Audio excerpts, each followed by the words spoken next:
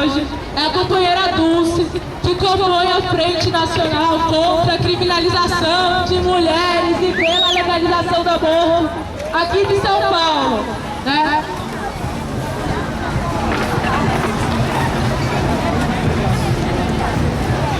Boa noite, gente.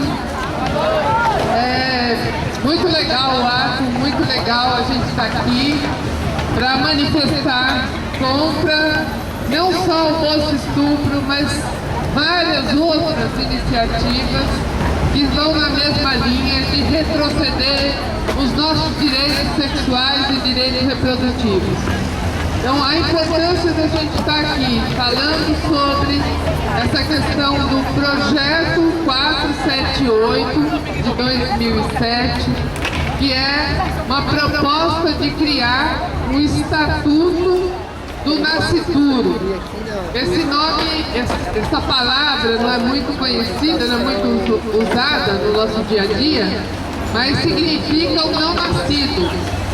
Criar um estatuto para aquele ajuntamento de células que começa a se formar após a união do espermatozoide com o óvulo. Então, essa possibilidade, depois da concepção, esse projeto de lei já propõe que essa célula tenha um estatuto jurídico que impede a mulher de tomar decisão sobre esse feto. Então, essa proposta de lei tem como objetivo limitar, impedir que as mulheres tomem decisão sobre o seu corpo, sobre a sua reprodução. É um direito que está garantido pelo Código Penal desde 1940, que garante à mulher o direito de decidir interromper uma gravidez quando essa gravidez é decorrente de estupro ou quando coloca a vida dela em risco. E esse direito garantido no Código Penal só foi regulamentado no Brasil, para o Brasil todo, em 99. Mesmo assim, a gente tem muita dificuldade de ter esses serviços garantidos na saúde pública, mesmo esses dois casos previstos por lei. Depois disso, o Superior Tribunal Federal garantiu o direito de interromper a gravidez para a mulher que tiver uma gravidez de um feto com anencefalia. Isso tudo são garantias do direito da mulher decidir. Ela não é obrigada a fazer isso. As mulheres têm a possibilidade de decidir interromper ou continuar com essa gravidez, dependendo da sua convicção, da sua decisão. E com esse projeto do nascituro, se ele for aprovado e reconhecido o estatuto jurídico para o não nascido, para o feto ou para o nascituro, essa mulher não poderá tomar essa decisão. E mais, a mulher que engravidar a partir de um estupro, ela é praticamente condenada a conviver com o seu estuprador, uma vez que o projeto propõe que o estuprador pague um salário mínimo durante 18 anos, um salário mínimo mensal durante 18 anos, para que essa criança seja criada.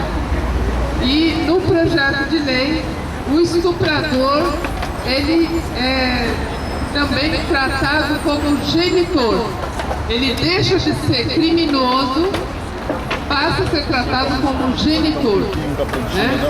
Então, por essa possibilidade, praticamente está incentivado o estupro no Brasil, desde que o cara tenha direito a dinheiro para pagar. E a condição psicológica dessa mulher que sofreu essa violência não é considerada. Ela terá que conviver com esse estuprador, E esse projeto, além dessas consequências horrorosas, que vai aumentar demais a mortalidade materna, uma vez que a mulher em risco de morte não pode tomar uma decisão de interromper, isso significa que ela pode morrer em decorrência de uma gravidez e ela não pode fazer nada. Ela não pode interromper a gravidez.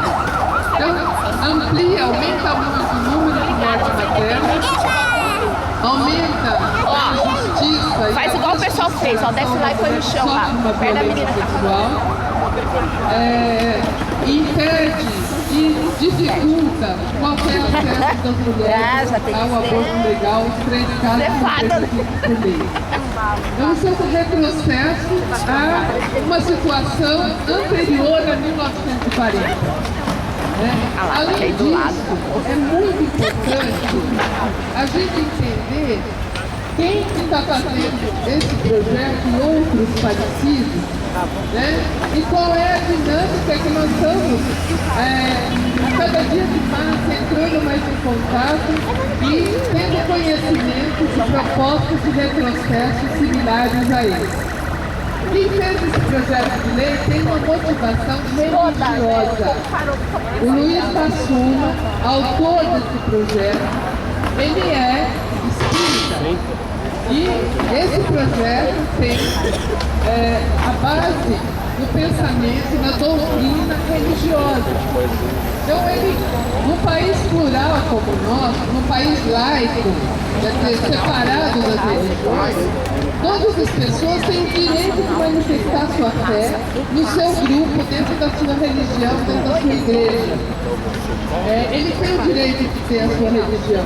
O que ele não pode é manipular o Estado para obrigar que toda a população brasileira se submeta à doutrina da religião dele. E isso é muito importante, gente, a gente entender e fazer essa discussão com a população. Nós vivemos num Estado democrático de direito que, quando foi proclamada a República, se separou da Igreja Católica. E o Estado brasileiro assumiu o compromisso de ser um Estado para todas as pessoas, garantir a cidadania de todas as pessoas. Quando um deputado, usando essa condição, propõe um projeto de lei baseado numa religião, ele está querendo impor à sociedade brasileira o pensamento de um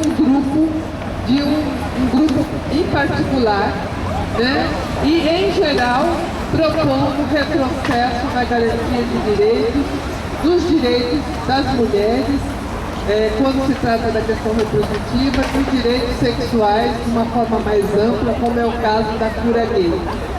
Então, é muito importante, nós estamos falando aqui do Estatuto do Nascituro, que é uma proposta absurda de retrocesso em termos de garantia de direitos das mulheres, mas a cura gay vem de um outro grupo religioso querendo impor à sociedade uma ideia de que a homossexualidade é uma doença e uma coisa que nós já superamos, reconhecendo como direito, como livre exercício da sexualidade. O outro projeto de lei que está sendo uma proposta de emenda constitucional, que é o direito das religiões questionarem o Superior Tribunal Federal. O Superior Tribunal Federal dá uma decisão, aí uma religião pode questionar essa decisão do Superior Tribunal Federal. É voltar à condição da religião mandar no Estado brasileiro.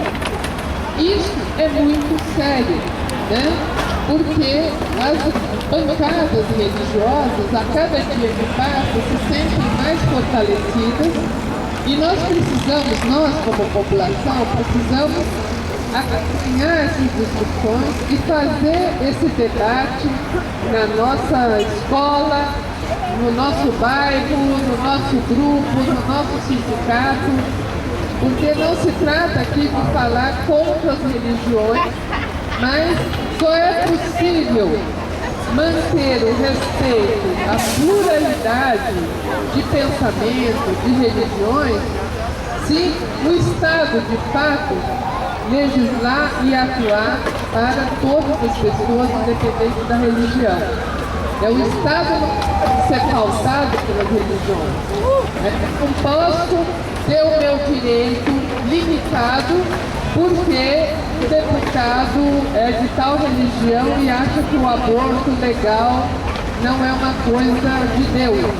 Ora, se ele pensa assim, o grupo dele lá, né, a agremiação, a religião dele não acessa esse direito. As outras pessoas têm o direito de acessar essa política, né? Então eu acho que, sintetizando essa fala, eu queria chamar a atenção para essa questão da laicidade do Estado, né? É uma palavra que a gente não está muito acostumada no nosso cotidiano, mas nós temos que nos apropriar desse termo, nos apropriarmos desse conceito de laicidade, de garantia de liberdade de pensamento, né? De garantia da expressão, da diversidade, da pluralidade que nós temos no nosso país.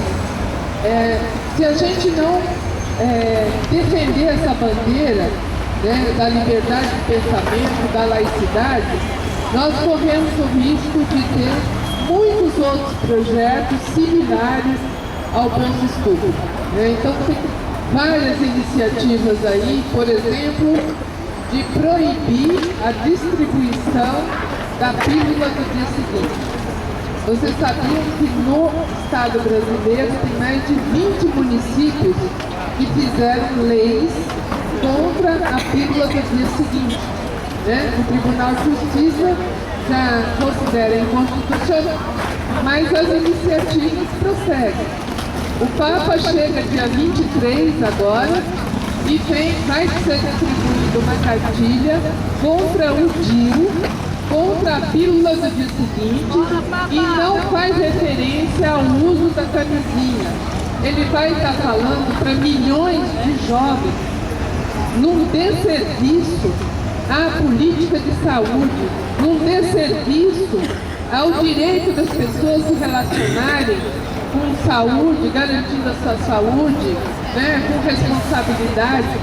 E isso está em todos os canais de televisão. A Rede Globo está patrocinando a vinda do Papa. Todos os meios de comunicação vão estar passando a fala dessas pessoas. Quem é que vai alertar a população de que isso é uma bobagem? Que a pílula do dia seguinte é um método anticoncepcional, é um instrumento eficaz, importante, né? Que o DIU é um método anticoncepcional seguro, que não é abortivo, que as pessoas têm que usar camisinha para ter uma relação sexual legal, prazerosa e sem colocar sua saúde em risco. Nós temos que falar isso, né? E, infelizmente, além dos deputados estarem, muitos deputados estarem articulados com essa proposta de retrocesso, a gente tem os meios de comunicação também patrocinando isso. Então, é mais um alerta, né, em relação a essa questão do Estatuto de Nascituro e do contexto, né, do avanço do fundamentalismo, que não é só no nosso país, mas o fundamentalismo religioso avança também em outras regiões do mundo, e que nós precisamos incorporar essa bandeira da laicidade do Estado democrático de direito. Bom, obrigada, gente.